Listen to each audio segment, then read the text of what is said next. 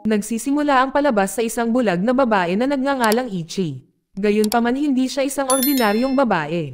Siya ay isang bihasang eskrimador, kahit na ang dalawa sa kanyang mga daliri ay bahagyang naputol. Si Ichi ay ipinanganak nang hindi niya kilala ang kanyang mga magulang at naging bulag mula nang ipanganak siya. Buti na lamang at natagpuan siya at naligtas ng isang maalamat na bulag na samurai na nagngangalang Zatoichi.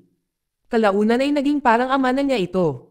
Habang lumalaki si Ichi, ipinagkatiwala siya ni Zatoichi sa isang grupo na tinatawag na Gaza, na isang asosasyon ng mga babaeng shaman. Araw-araw si Ichi ay nag-ensayo ng husto sa paglalaro ng shamisen, kahit na iniwan siya ni Zatoichi doon.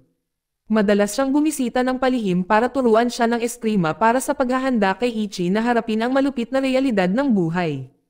Habang patuloy na lumaki si Ichi, bumisita sa kanya si Zatoichi ng paunti-unti. Isang araw bago siya umalis, ibinigay ni Zatoichi ang isang bell kay Ichi para lagi niya itong maalala. Ang grupong Gaza ay naglalakbay sa bahay-bahay na naghahanap buhay sa pamamagitan ng paglalaro ng shamisen. Sa paglipas ng panahon si Ichi ay lumaki na isang magandang babae na mahusay sa paglalaro ng shamisen at naging ekspertong eskrimador. Kahit na hindi na siya dinadalaw ni Zatoichi, ipinagpatuloy niya ang pagsasanay at pagbutihin ang kanyang kakayahan sa espada. Isang araw ay may nangyari na nagpabago sa buhay ni Ichi, nang imbitahan ang grupong Gaza na magtanghal ng musika. Isang lalaki ang patuloy na nakatitig sa kanya. Pagkatapos ng pagtatanghal, pinilit ng lalaking kamag-anak ng nag-imbite sa kanila si Ichi. Dahil sa pangyayaring ito ay pinalayas ng pinuno ng Gaza na nag-aalaga sa kanya. Dahil ang grupong Gaza ay mahigpit na ipinagbabawal sa mga babaeng miyembro na sumama sa mga lalaki o magpakasal. Kung lalabag sila sa panuntunan ay mapapatalsik sila sa grupo. Matapos paalisin, pumunta si Ichi sa lalaking nanakit sa kanya. Tinanong niya ito na kausapin ang leader ng Gaza para makabalik siya sa grupo. Imbes na tulungan siya, natatawa ang lalaki at sinubukan ulit siyang saktan. Nang mga oras na iyon, hindi na napigilan ni Ichi ang sarili. Mabilis niyang binunot ang kanyang espada na nakatago sa kanyang tungkod at pinatay ang lalaki. Pagkatapos noon, dahil hindi na siya makabalik sa grupo, si Ichi ay naglakbay sa mga lungsod para hanapin si Zatoichi. Kasama ni Ichi ang kanyang kaibigan na si Mitsu, na pinatalsik din siya dahil sa pagtatrabaho ng part-time bilang isang provider ng mga serbisyong sekswal. Sa kanilang paglalakbay, huminto sila sa isang templo at naisip ang kanilang malas. Sinusubukan ni Mitsu na kumbansihin si Ichi na maging isang provider ng mga serbisyong sekswal tulad niya. Dahil akala niya madali lang ang trabaho at kumita ng pera. Hindi nagtagal, may dumating na lalaki sa templo at may nakakagulat na nangyari. Sinubukan niyang umalis nang hindi siya binabayaran. Sa pagkakataong iyon, si Mitsu ay binugbog ng lalaki at dalawa niyang kaibigan. Saka lumapit ang tatlong lalaki kay Ichi na nakaupong mag-isa. Muntik nang bunutin ni Ichi ang kanyang espada. Ngunit biglang may dumating na manlalakbay upang iligtas siya. Binigyan ng manlalakbay ng pera ang tatlong lalaki. Ngunit mas lalo silang nagalit dahil sa pera at gusto nilang patayin ang manlalakbay na si Toma. Si Toma ay kailangang lumaban, ngunit hindi niya mailabas ang kanyang espada mula sa kaluban nito. Sa wakas ay humakbang si Ichi at nilabanan ang tatlong lalaki ng walang awa. Ang tatlong lalaki ay miyembro pala ng isang robbery gang na tinatawag na Bangki. Pagkatapos ipagpatuloy ni Ichi ang kanyang paglalakbay upang hanapin si Zatoichi at kailangang umalis si Mitsu dahil magkaiba sila ng paniniwala. Si Toma na laging gumagawa ng kalokohan ay patuloy na sumusunod sa kanya. Dumating sila sa isang bayan na tinatawag na Bito, kung saan nakilala nila ang isang batang lalaki na nagngangalang Cut Arrow na tumutulong sa kanila na makahanap ng matutuluyan. Gayunpaman, si Ichi ay talagang naghahanap ng lugar ng pagsusugal. Sa lugar ng pagsusugal na si Toma ang nagsusugal, samantala si Ichi ay naghahanap ng impormasyon tungkol kay Zatoichi ngunit walang nakakakilala sa kanya. Ang lugar ng pagsusugal ay pag-aari ng Shirakawa Clan, isang grupong yakuza na kumokontrol sa lungsod ng Bito. Noong una ay patuloy na natatalo si Toma sa mga larong dice, habang ang iba sa kanyang paligid ay patuloy na nanalo. Sa huling laban, tinulungan ni Ichi si Toma na hulaan ang laman ng dice at sila ay nanalo. Sa huli, si Toma ay nanalo ng maraming pera, pero dahil umalis si Ichi, umalis din siya. Maya-maya pagkatapos ay hinabol sila ng ilang taong nagsusugal sa tabi ni Toma. Dahil nanalo siya ng malaki at umalis kaagad habang sila ay natalo ng malaki. Dahil umiiwas lang si Toma sa labanan, Tinapos silang lahat ng mabilis ni Ichi. Makalipas ang ilang oras mas maraming tao ang lumapit sa kanila. Ang mga taong ito ay ang mga may-ari ng Pasugalan at bahagi ng Shirakawa clan. Isa sa kanila ay si Toraji na anak ng pinuno ng Yakuza at ang mga taong nanatalo ni Ichi ay bahagi talaga ng mga bangkigang na palaging nagdudulot ng gulo sa Bito. Dahil inaakalang natalo ni Toma ang lahat ng miyembro ng bangkigang. Si Toraji ay magalang na tinawag siyang sensei at inalok siya ng trabaho bilang bodyguard na may napakagandang sweldo. Kahit na medyo nag-aalangan siya sa wakas ay tinanggap ni Toma ang alok.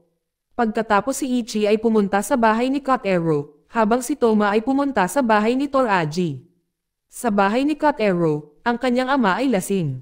Pagkatapos nalaman na ang pangunahing layunin ni Ichi ay nahanapin si Zatoichi. Ang ama ni Kotaro ay nagpaalala kay Ichi ng kanyang layunin. Samantala si Toma ay tinanggap at pinakitunguhan ng maayos sa tirahan ng Shirakawa. Talagang inaasahan siya na talunin ang bangkigang. Si Toraji ay nag-imbita pa ng grupong Gaza para aliwin siya, kung saan kasama si Ichi sa pamamagitan ng ama ni Kitaro na isa sa mga matapat na lingkod ng Shirakawa clan. Habang sila ay nagkakatuwaan, ang bangkigang na natagpuan ang mga bangkay ng kanilang kasamahan.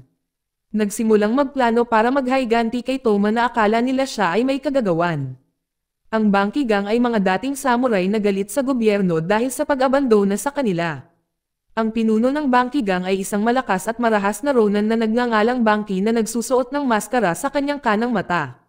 Kung sino ang makakita sa kanya na walang maskara ay namamatay. Ito ay napatunayan ng ang kanyang kanang kamay na si Izo ay kumuha ng isang entertainer para sa kanya. Doon sinabi ni Izo sa babaeng na ipikit ang kanyang mga mata kapag kasama si Bangki. At binalaan siya na huwag tumingin sa kanyang mukha. Gayunpaman ang piring ay hindi nilagyan ng mahigpit at dahil sa curiosity ay hindi sinunod ng babae ang babala ni Izo. Nang mahulog ang piring ay napahiyaw ang babae nang makita ang mukha ni Bangki at agad na pinatay ni Bangki ang babae. Kinabukasan ay narinig ni Toma ang pag-uusap ni Toraji at ang kanyang ama na si Chobi Shirakawa ang pinuno ng Shirakawa Yakuza clan. Si Toraji ay mabilis na ipinakilala si Toma sa kanyang ama kahit na magkaiba sila ng opinyon. Malinaw na mahal ni Chobi ang kanyang anak. Nang maglaon ay nakita ni Toma si Ichi na nangingisda sa isang tahimik na ilog. Mayroon silang isang maliit na argumento. Dahil magkaiba sila ng pananaw sa pagtulong sa mga tao. Si Ichi na napakamakapangyarihan ay ayaw tumulong kahit kanino dahil bulag siya at takot siya na lokohin. Si Toma sa kabilang banda ay naniniwala sa pagtulong sa lahat. Si Toma pagkatapos ay hinamon si Ichi sa isang tunggalian gamit ang kahoy imbis na espada. Na nakakagulat na si Toma na tila mahina at hangal ay nanalo sa laban. Nasaktan ang kamay ni Ichi dahil sa kanyang malakas na tama, kaya binigyan siya ni Toma ng tela upang gawing benda. Sa tahimik na sandaling ito nagsimulang ibahagi ni Toma ang kanyang nakaraan. Siya ay ipinanganak sa angkan ng Odaka, bilang anak ng isang dakilang samurai at napakahusay sa kanilang mga diskarte sa espada. Subalit isang araw aksidenteng naputol ni Toma ang kanyang espada at nasugatan ang mata ng kanyang ina na naging sanhi ng tuluyang pagkabulag nito. Matapos ang pangyayaring ito ay labis na nalungkot at na-trauma si Toma.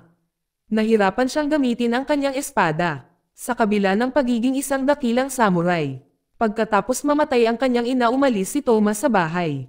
Ipinasa ang dojo ng pamilya sa pinakamahusay na estudyante ng kanyang ama. Pagkatapos ay naglakbay siya upang hanapin ang kahulugan ng buhay. Makalipas ang ilang araw si Shirakawa ay nagdaos ng welcoming party para sa mga alagad ng batas na pinamumunuan ng isang lalaking nagngangalang Hasho. Ang layunin nila ay takutin ang bangkigang upang hindi na sila magdulot ng gulo sa Bito. Ngunit hindi nagtagal ay dumating ang bangkigang upang umatake.